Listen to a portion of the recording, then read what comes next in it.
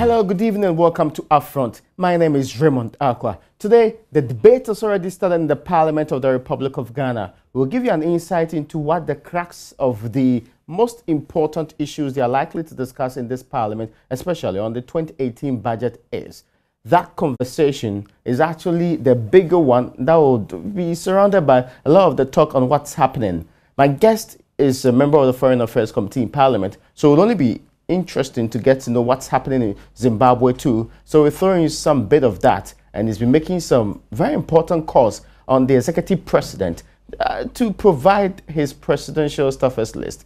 When we return from this break, we'll get into all of these details and get to appreciate what exactly is being discussed in the Parliament of the Republic of Ghana on the 2018 budget and what's in it for you.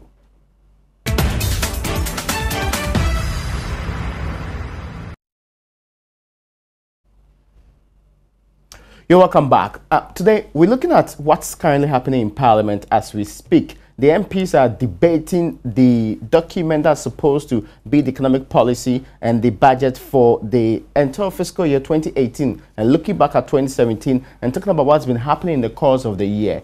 Much of that is also feeding into many of the demands some of the members of Parliament are making. One man who is spearheading a crusade demanding of the executive president to present to the Parliament of Ghana in tune with law and the Presidential Act.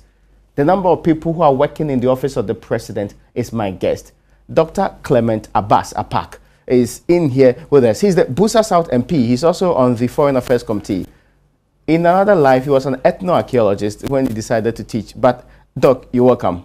Thank you, Raymond, and it's a pleasure to be here. In another life, I was the manager of RadioUniverse, and you were one of my top presenters. I get you. It must be known. Yes, certainly so. Anyway, but hope you're doing well this evening. By the grace of God, I am well. But we are not in an exciting mood.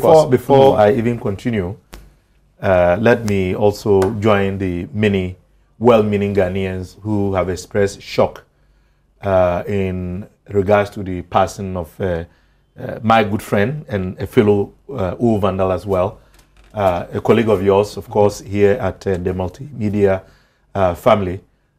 We call him Kaba, but we know that that is just an acronym which stands for his full name, Kojo Asare Bafo Echampong, aka Kaba. So it is a great loss, and we are all with his wife and young daughter and his parents, and indeed the multimedia fraternity, and on my own behalf, on behalf of the U Vandals, and indeed the media fraternity, I also want to add my voice to the many Ghanaians who have been shocked and are currently mourning the loss that we have all, we have no choice but to accept. Certainly we would give it to God, He knows best, but we are consoled that he lived a good life. He performed his responsibilities in a very admirable way. He certainly was a gentleman, and he indeed had a thick skin to be able to withstand accusations from all sides, including sometimes from my good self. I even remember that the last one-on-one that he had with the current Minister for Education, I sent him a text, and I sent the text to Dominic, the producer, and I insisted that Dominic had to go and show the text to Kaba to read regarding the challenges facing the Kanjaga Senior High School in my constituency. So this is how close I was to him. And other times I actually upset him, but he was always willing to look at the bright side. He would read the text and he would say, oh, Dr. Pak, Senior Vandal, what am I to do? And he would just let it go. So certainly a mighty tree has fallen, but we know he has gone to a better place. Certainly very terrible news there. But let's start off from, of course, because you're also a member of the Foreign Affairs Committee. Currently happening is the plans to make sure that the ousted vice president, or first vice president, of course, of Zimbabwe gets to be brought in and made the president after barely for 28 hours when Comrade Mugabe left office in a resignation that many say was coerced, was unconstitutional, and the discussions surrounding that.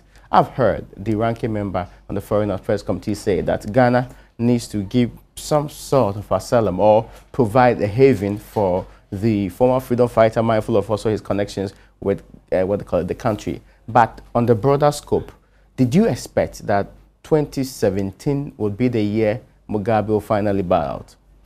Well, I would say that the developments in Zimbabwe have rather been very rapid and unexpected. If you ask many international relations experts, perhaps they may know something that we didn't know.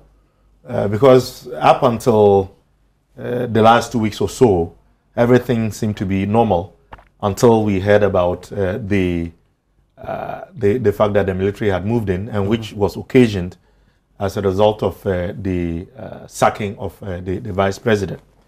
Be as it may, many people have sought to attribute different factors as a way of explaining what clearly is unexpected.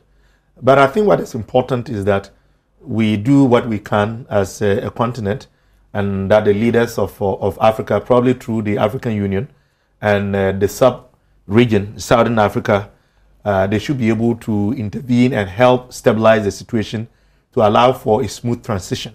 Because whether we like it or not, when these sorts of events happen, certainly there will be some consequences and repercussions. But at the end of the day, what is important is that Zimbabwe continues to thrive as a stable, united, democratic state. And I believe that just like the rest of us in Africa have been able to work out our challenges and have been able to stabilize our democratic systems of governance, they should also be able to take advantage of this occurrence to do so. And I would say that, you know, whilst we know that his own ZANU-PF party certainly was quite unhappy with him in the last few days until his resignation, and even made public pronouncements to the effect that they were going to start impeachment processes against him. It was also proper, I think, rightly so, that he did what he did. At least he's been able to leave the political scene with some honor and dignity. I mean, you can imagine what else could have happened. So, all in all, I think that the way it has occurred has shown that, you know, indeed, the good people of Zimbabwe have enjoyed the mercies of the good Lord. In many other parts of the world, in many other countries, you wouldn't have expected it to go the way it did. But now that he's off the scene, we have to be careful and we have to provide the needed support and encouragement for the transition to be smooth. But there are still a few questions hanging in the air. For example, the vice president who was sacked, he is scheduled to come back and become an acting president. When is that going to end? How long is it going to last? Is there going to be a timetable for perhaps an interim government to take over and to organize a free, transparent election? So all of these are matters that we need to watch very carefully and closely. But yes, I wanted to ask the question to do with the international community's response. I mean, this was a sitting president elected duly by his own people. The military moved in. At a point in time, they said it was not a coup d'etat, but they were there to persuade him to actually step down or desist from some decisions he was right in the throes of taking.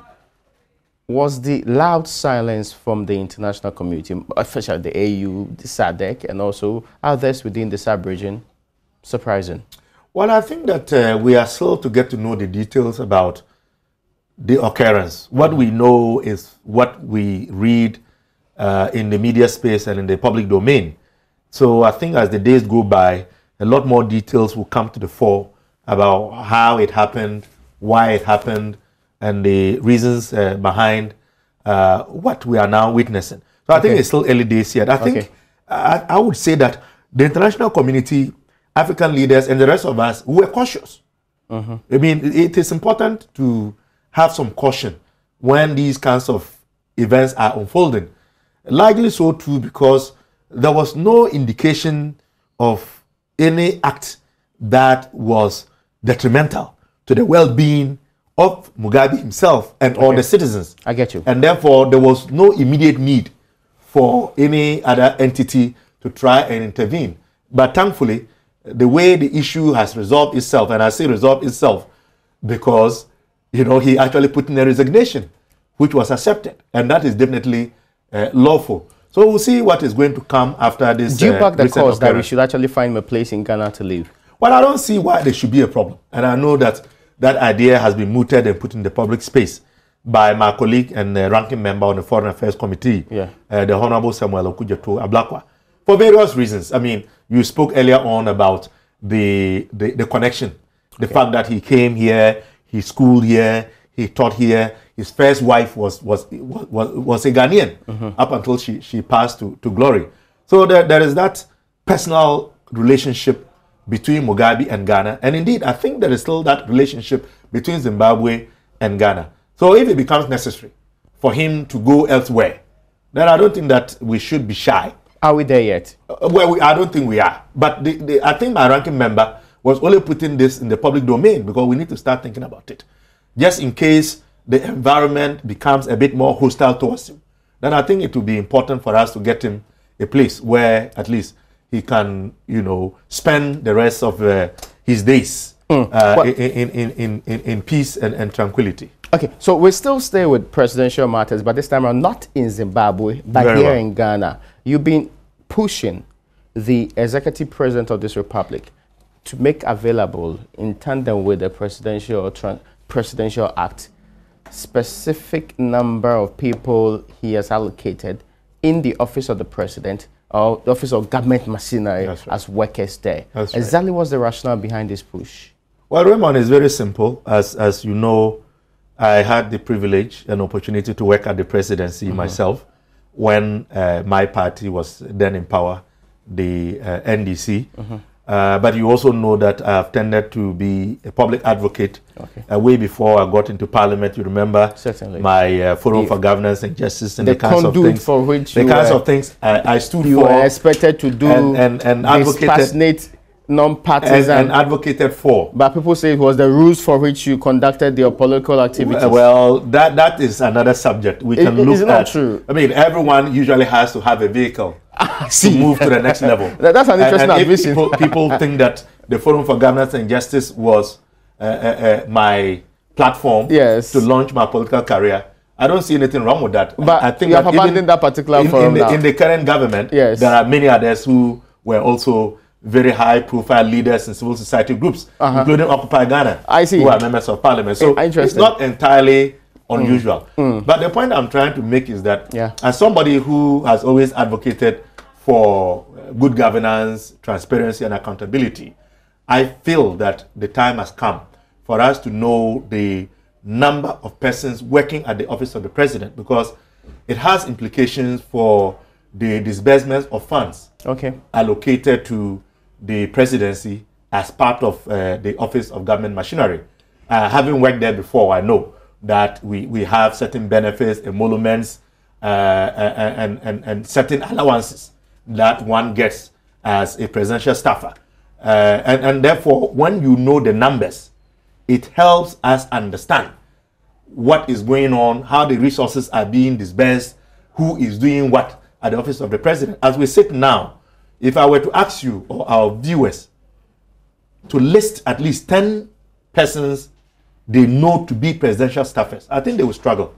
At most, they may get 6 or maybe 7. Beyond the number that the president himself put out there earlier in the course of the year. Well, I don't know. But the reason why prior to taking office, he had actually listed the number. Yes. Will be, Yes. But I also know that subsequently others have been appointed. I see. Or some people are holding themselves out as presidential staffers. At least so that how would we verify?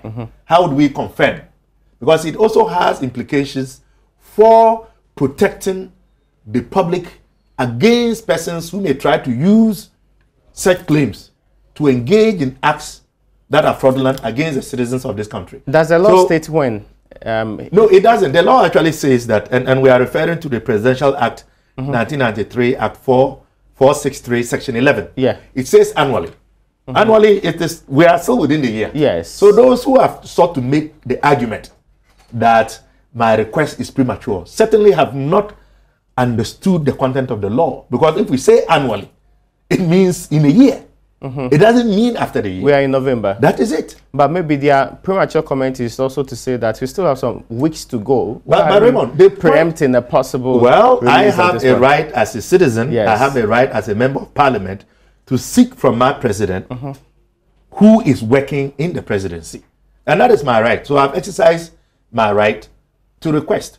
But as I'm saying, it has implications, particularly so as we are debating the 2018 budget. Okay. If you remember correctly, you know, we had an issue with the amount of money allocated to the Office of the President in the last budget. Office of Government Machinery. 1.5 billion. I mean, as we speak now, it is almost 2 billion. So we need to know. We need to know. Why is it that 1.5 billion as captured in the yet to be concluded budget is not sufficient? What is the motivation for the increase that we are seeing in the 2018 but I thought budget? that explanation was given when we had the 1.5 billion. That there are close to 42 other agencies under the Office of the President. It has always been like that. There are some ministers of state portfolio performing very big projects. It has always been like that. Really? For example, there was no one district, one factory in the previous government, is it? No, there wasn't. But one district, one factory, have we seen any factory being built? But one village, one dam, have we seen one village? Being supposed to be spearheaded from the Office of the President. Have we seen any village having a dam? The ministries for the Special Development Initiatives, so Zongo Development, no, they are all under those were supposed to be ministries. They were not even supposed to be substantive ministers. Yes. And this is the other argument that we need to start looking at. They were supposed to be ministers of state at the presidency. Yeah. But as I speak to you now, all of the ministries that you have mentioned, they actually have now become full-fledged ministries. With staff. Operating from where? Well, they have locations. I mean, I drive by and I see the Ministry of Business Development. It's not too far from the offices of the Ghana Bar Association. I get it. And we have the Ministry of Parliamentary Affairs. Maybe these are just offices for minister and two staff. Once you say a ministry, that means you are going to have a chief director. That means you are going to have secretaries. That means you are going to have other directors and aides. And this is not right. Does that defeat the purpose that they are still under the Office of the President? Clearly so, because if you are under the Office of the President, you shouldn't be having the full complement of what a ministry should have. So the point is that we need to scrutinize how the resources are expended. Okay. And that includes knowing the number of persons working at the Office of the Presidency. Let me be clear. You are saying that President Akufo-Addo has not appointed ministers, as he said, in the 6 ministries you are talking about, but they are full-fledged ministries functioning. Yes, I see them. I see. It says ministry. It's signboards there. Yes. And I will challenge you to get your team to go out and check. At least by virtue of the fact that I have to use the road in front of GIJ to pass GBA, I see all the time Ministry of Business Development. Oh, yeah, I've seen that before. It says that. It's a separate unit. It's not like the main ministries. So, you know, you and I, if you say ministry, it doesn't mean minister of state. Okay. There's a difference between the two. Okay, so that's interesting to note. But does that breach any law at all? No, it doesn't. But we want government to be clear on what it says and what it does. So that we know whether you are making allocations to this ministry specifically or they are still under the Office of the President. As it is, I see. It is hard to tell. Okay, now, I mean, have you filed this question? Yes, I have. In fact, on Friday last week, when we were discussing the business statement for this week, the Minority Leader, Honorable Aruna Idrisu, my leader in Parliament, in his commentary, actually posed this issue to the Majority Leader and asked him when government was going to make the list of persons working at the presidency available. In fact, I had even thought about it earlier, and I had chosen to file a question. So once my leader had mentioned it, I was more than comfortable, you know, believing that it was an appropriate time for me to file the question, because the Majority Leader did not argue against the request. Okay. He never did. And which means that he also accepted the fact that the time was convenient for the list to be brought forward. So I've since filed a question. So who is this question directed to? It is directed to the Majority Leader and Minister for Parliamentary Affairs. Okay. And naturally, within the Ghanaian political setup, he is also the conduit, of you like, the link man between the executive government business and in the the legislature. House. Yeah. I don't have the capacity to file a question directly to the President. So who's expected to now come and respond to this question? I think it will have to be the Minister for Parliamentary Affairs. Okay. Mind you, he is a minister and he's the leader of government business. So my question was directed to him, asking when the Office of the President would furnish Parliament with the full list of all persons working at the presidency pursuant to the Act 463. Is there a timeline to this request? Well, we would see. I think that my question is legitimate, and I have no reason to believe that the Speaker will not admit it. So once the Speaker admits it, then it then becomes the responsibility of the minister to contact the presidency to make them aware that this request has been made. They would probably then convey what the situation is to him, either by confirming a time and a date when the list will be available, or whatever information that they deem will be appropriate to provide to the House at this point in time. But I see no reason why there should be any delay in providing the list. Beyond the mere request and need to know the number of people working in that particular office for the job that you do you have any latent reason why this request is urgent and prudent now? No, it's not personal. It's not personal at all. But I think the good people of Ghana have an interest. And we all must always make it an effort to ensure that we know the way the people we have entrusted with our power to determine and direct our destiny use that power. Do you suspect? And I think it's important. Do you suspect that there are higher numbers than usual? That's why you are asking for this to be put out there. In our time, you know, when we were in power, for example, we had the list, and the list actually, I think it's important to break this down. Yeah, just for a second. The list is not only a list of presidential staffers who tend to be political appointees, but it also includes public and civil servants and other ancillary cooks, ancillary staff who work at the presidency. And so usually all of that is compiled, but the designations are given to segregate and differentiate between those who are political appointees, in this case, presidential staffers, where you talk about the chief of staff, senior advisors, the executive secretary to the president, and what have you, vis-a-vis the butlers, the cooks, and the cleaners, vis-a-vis the security, as well as even the public servants who are involved in the administrative aspects of the office of the president. But we can only know the breakdown when we get the list. In our time, for example, we had a total of 678. For which year? This is during the reign of your mama. I wanted to know for which year. This 2016 or when it started in 2013? This would have been 2014. 2014. Yes. How come we don't know the figure for 2016? Well, it definitely should be in the records of Parliament. That what I know. But you are supposed to know that too. No, I can't, because I don't write the report. But what I know is that at our time we had 678. Okay. And I know that during President Kufuor's era, he had 692. Yeah. So definitely it depends. I mean, the numbers can always go up or come down. But the important thing is to have the numbers. So that we can be able to determine whether they are rising or they are falling. In 2016, which month was it released? That I don't know. But I know that in 2016. Was it ever released? Yes, I think we did. We have complied. Do you know for a fact whether it was released? I believe it was, because I remember fully well the Member of Parliament for Ifutu, Alexander Fenyomakin. Yes, made that request. He made a request on this, and it was released. And some members of your party, some members of government were insisting that it was a needless request. No, I don't think so. I never heard that. If we thought it was needless, we would not. And we don't have a reason to say it's needless. If it was needless, there would not have been an act in which specific references are made to the fact that the presidency was required. It's a requirement of law.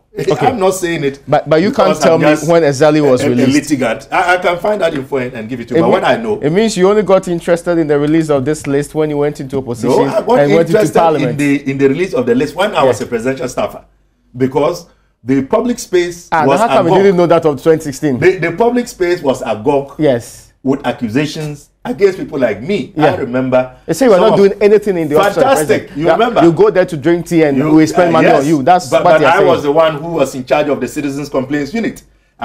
Before that, I was the spokesperson for the Revenue Mobilization Task Force, where we recouped over 1 billion Ghana cedis. Before that, I was part of the policy unit at the presidency. Okay. So I had a lot of I would say, high-profile responsibilities, which were not secret. So the people of this republic did not know the job he did in this office. I was being accused of being at the presidency, doing nothing.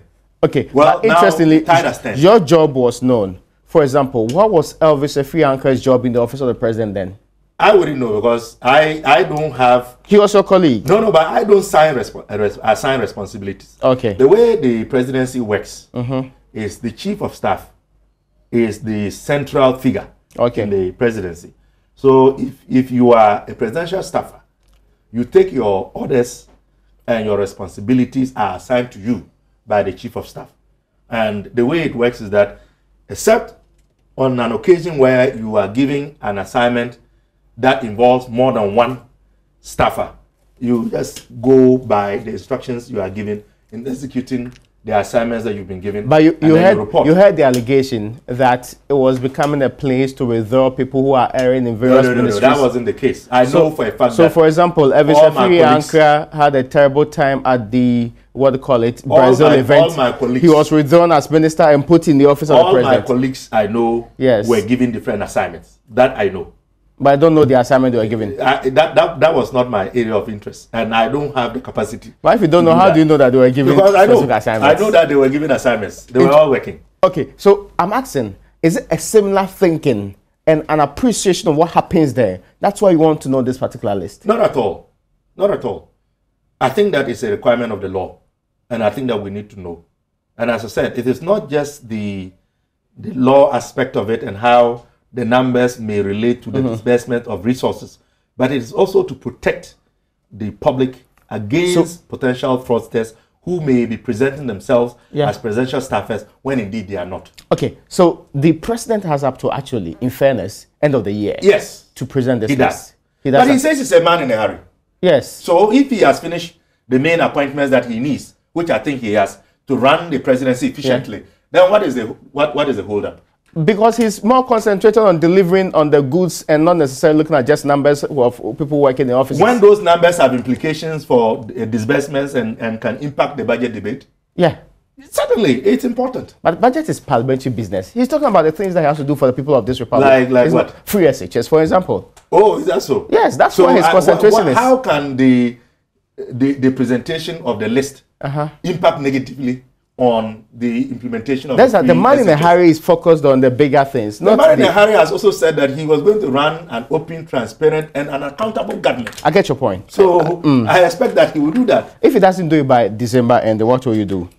Well, we will continue to invoke the law, but I think that citizens always have options. You have gone to court on 2 different occasions related some of this. Yes. And you are the pension for going to court. Don't be surprised. I'm asking you, would you be willing to take up this issue? Well, I want to believe that the president, by his own word, his own background, I believe that as a former member of parliament, he would understand the importance of making this list available to parliament. But if he chooses not to, then there are other options to be considered. Including, that definitely, including going to court. Well, I mean, the law must be enforced. Okay. So if I feel that the law is not being enforced, the only other avenue to seek redress is to go to the third arm of our governance structure. That's interesting, but let me find out from you. The budget's already, and we're still in parliament anyway, the budget's actually been, you've started the debates on the budget. That's right. How are you guys doing that? Well, I would say that this year has been most interesting. Leadership met. And I just wanted to scroll down and look at 1 or 2 points. Our leaders had met with the speaker, and it was decided that this time we wanted to do things a bit differently. I mean, and I think it is proper that in every organization, every institution, as the years go by, you try to bring in new ways of doing things. So it was decided that, unlike previous years where it was just a general debate, where members could speak on any aspect of the budget, this time the processes have been segmented. So, for example, we started the debate on Tuesday, which was only yesterday, where the debate concentrated on the economy, and we had 8 speakers on each side. 8? Yes, of the House, given that the economy, obviously, is dominant. It's a very broad area. And indeed, everything we do is a component of the economy. I mean, you have done... Actually, it says it's economic policy. Everything we do is set on the economy. And so today, Wednesday, The debate was on roads, environment, works and housing, where we had 3 speakers each.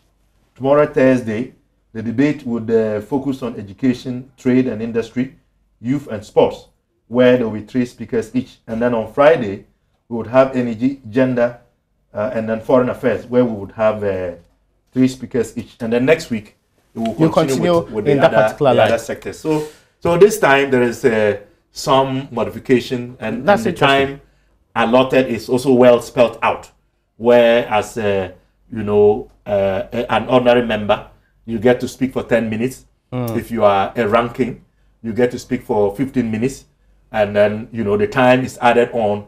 Leadership gets to speak for 30 minutes each. Okay. So it is a lot more structured to allow for clarity of thought and expression, and to allow for a better presentation to do with what we see the budget as, and whether or not we agree or disagree. All right, that's interesting. Generally, is this an Ejuma budget providing jobs? 100,000 for graduates, improving the, what they call it, the job space, and making sure that unemployment becomes a thing of the past. Do you get that inspiration in this budget? Actually, I don't. But the fact is that employment continues to be a bigger challenge. The lack of opportunities for particularly young Ghanaians is a big issue. And I think that it is actually a global phenomenon. Yeah. Even in the so-called advanced countries. I mean, those of us who also have friends there, matters of employment and opportunities for youth continue to be a challenge. But I would say I'm a bit disappointed, because it is not sufficient to say that you are going to create 100,000 jobs for graduates. I mean, you can imagine the number of graduates that we have in the system. But it is not a bad idea. That's stuff from somewhere. But it is not sufficient. And I'm even particularly surprised, in many ways miffed, by the fact that this program is going to be housed at the presidency. I really see no reason why that should be the case. When we have, that's why they're asking for. When we have the we have the YEA. That's why they're asking for almost 2 billion. 2 billion. Youth Employment Agency. Exactly. But so if you this is for a particular age group. Look, they are for graduates. And it's not an ordinary. Are you telling me that those who are beneficiaries of the YEA are not graduates? Some of them are graduates. Yes. So I find it very interesting. This raises a lot of questions. But what is wrong with the executive president insisting that I want to monitor the process directly, a more focused manner? Are you telling me that this could not have been done at YEA? Are you not, for example, almost guaranteed that by having this being housed at the presidency is going to have an impact on the public purse? Because you definitely have to get somebody to implement this. And that person will need a secretary. That person will need an aide. That person definitely will need a vehicle. So, I mean, what is this duplication of responsibilities? They can do that job. What is the duplication of responsibilities about, if not wastage?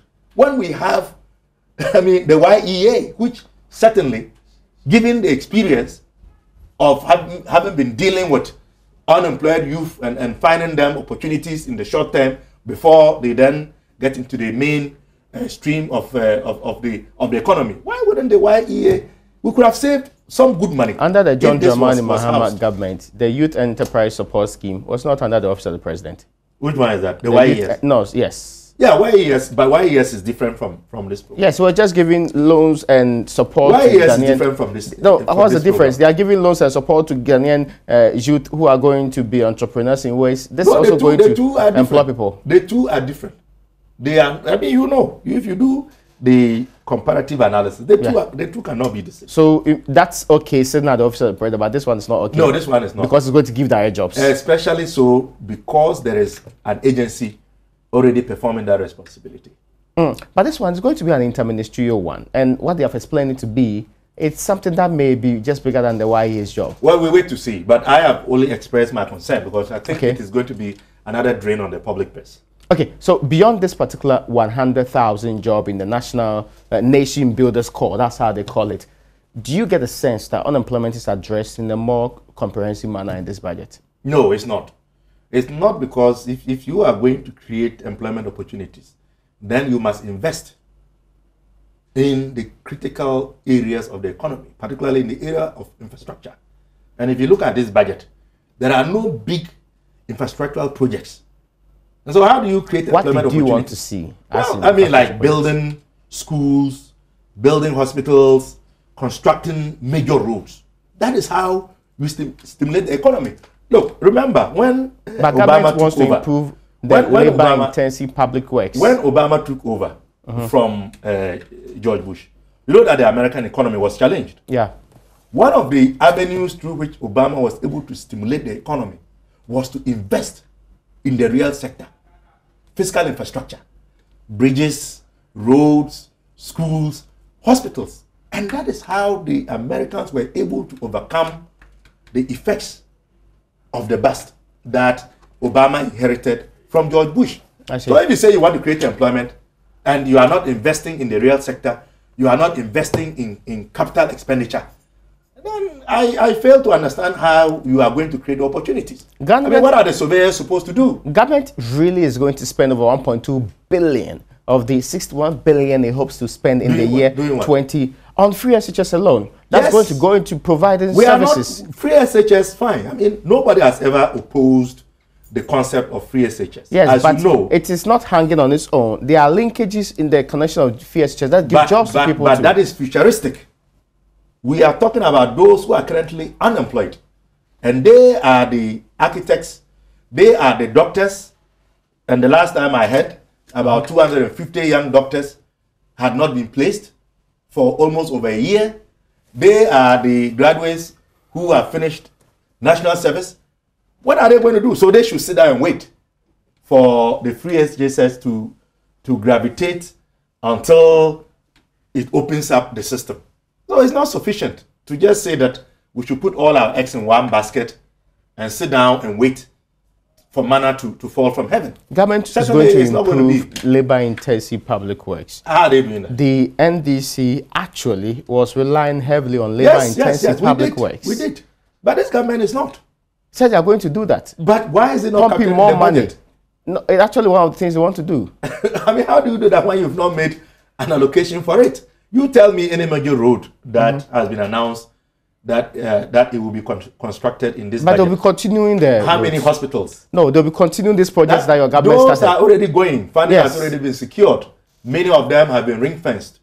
Those that are not continuing are those that this government has decided to halt. And I can make references to the cocoa rules, for example, and many other projects. Yes, but the directive principles of state policy is pretty clear on that. The previous governments and successive governments are supposed to, as the constitutional couching is done, as far as practicable, continue with the previous government's work. I agree. And that is good that they are doing that. So don't continue that so that they don't start fresh projects they can never continue. Our needs are many. And so it is not sufficient to halt investments in the area of infrastructure. I mean, every government has always done that. Okay. You inherit, you build on, and then you add on. They have inherited.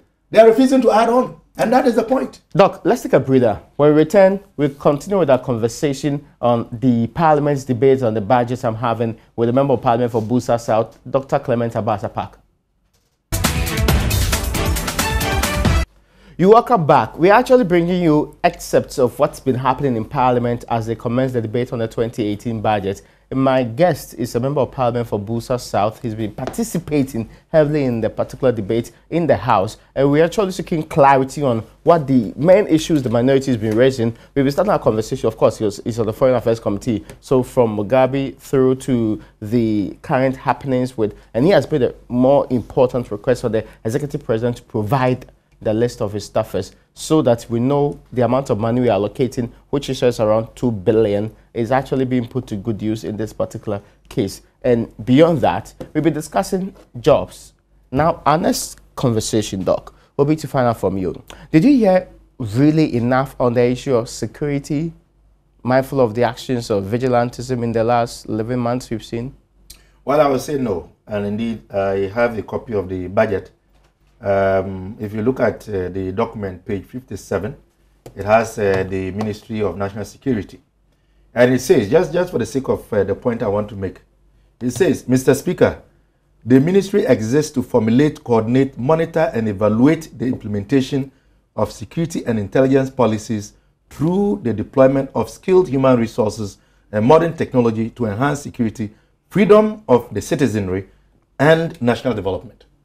Now, going through the rest of the portion of the document that talks about, the Ministry of National Security, I don't see anything that indicates that government is taking very seriously this phenomena of vigilantism. I would have thought. On 6 different occasions, the very last one, he said he would do what previous governments like yours could not do. Very well. Be bold and deal with the matter finally. And so, yes. So be bold and deal with the matter finally. Although I disagree with the if you like, the preamble, because I think that at our time we didn't see what has happened in the last 11 months.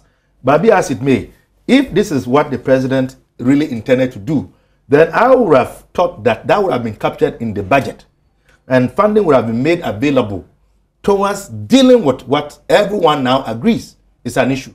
Because think about it. We have a fine document. We talk about budgets. We talk about proposals. We talk about policies. But if we don't have peace and security, if the citizenry do not feel safe enough, all of this that we are talking about and debating would come to nothing.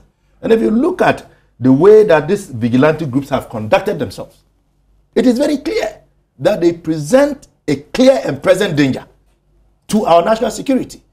And I am surprised that this issue did not feature and that specific attention has not been paid to it in terms of how the government intends to address this issue. Remember just a few days ago, the Tumfo Asantehene had cause to complain, even about the way that the court case involving those elements who say they belong to the Delta Force were handled. And I think that his point is legitimate. We've all raised it. Some of us started raising these issues even before the president addressed the nation, his inaugural address to Parliament, where he said that at the time, this was January, he said he had instructed the IGP to deal with any and all persons who disturb the peace.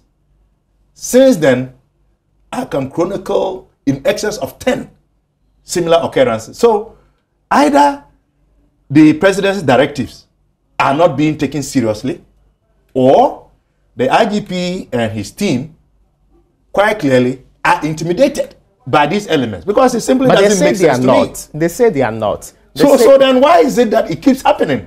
You ask yourself. Yeah. It began with the invincible forces in Accra, taking over the passport office, taking over shipyards at the ports, taking over toll booths, even a police officer being assaulted at the presidency, Nanka Bruce. Then the Delta forces took over in the Ashanti region, assaulting a regional security coordinator appointed by the commander-in-chief in broad daylight. And they even had the impudence and impunity to raid a court and free their colleagues. And then we had the Kandahar boys in Tamale. Almost every region has had its fair share of this unruly behavior. What can the president do? Well, he's the commander-in-chief. The buck stops with him. If you are giving your instructions and the officers that you are instructing to act are failing to do so, you get rid of them and replace them. What specifically did you want to see in this budget? Well, they could have provided information as they have in other places. For example, the ministry would construct the BNI Academy at Kofrodua and divisional offices at Sefiriasu, Obuasi, and many other places to improve response time to the network problems and maintenance work on cell sites. And so if indeed government thought that this issue of vigilantism was one that was of utmost concern, the way we the citizens see it, definitely they should have made provision. Look at the bigger picture. Could it not be that a government that's more desirous of nibbling it in the bud is looking at giving jobs to people? So you are providing jobs to the idle hands so that they will stay away from engaging in acts of vigilantism. So then they should go about and abuse public servants, intimidate citizens, raid. No, they are going to give them jobs so that they stop raid those establishments. Things. So we should continue to endure this needless intimidation simply because these are elements who believe that their government is in power. And by the way, I mean, we know, for example, that high-ranking members of the MPP have owned these groups. It is not a secret that some of them were even at the Flagstaff House. I mean, when somebody commits an act that is criminal and against the law, do we invite them to a tea, lunch, and give them a kiss on the cheek? I mean, what are the implications? And I said that from the onset. When you do that, then it breeds what we call the copycat syndrome. So others begin to see that, oh, if we also do that, we will get what we want. So the sense of entitlement, the sense of impunity and lawlessness, in a very tacit way, has been encouraged by government and government officials and party leaders of the NPP. Well, I guess we can move beyond this. And one point I actually was raising with you prior to we going off is you some time ago talked about the Kanjanga Senior High School. That's correct. And of course, that's where you're from. That's right. And has these challenges been resolved? Indeed. I would say that my last text message that I sent to our departed colleague, Kaba, was on the day that he had a one-on-one with the Minister for Education, Matthew Poku Prempe. And that question was about the challenges that the Kanjaga Senior High School faces.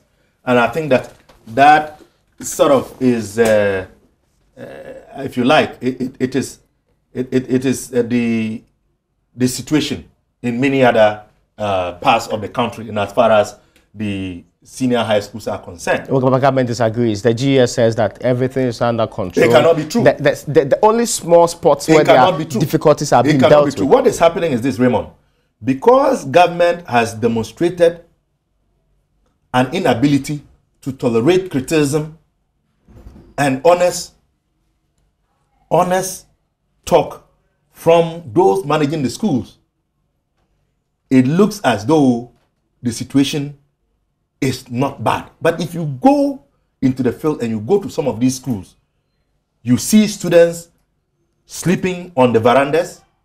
You see storerooms and some washrooms which have been converted as sleeping places. A lot of those who are sleeping on the verandas. Yes. In these seasons, the place is very hot. It's not true. I happen to come from the north. And I went to school there until I came to university. I mean, I went to Sandema Senior High Technical School in Sandema. Yes. And then from there, I went to Nandam. But the weather has changed since the time you went. It hasn't. The truth is that this is actually the season where the weather is cold. It's the opposite. The students have no choice. So anyone who makes the claim, this education minister speaking specifically, I am telling him that he should look at the geography of Ghana. He should study the various regions and the climatic conditions in the northern part of the country.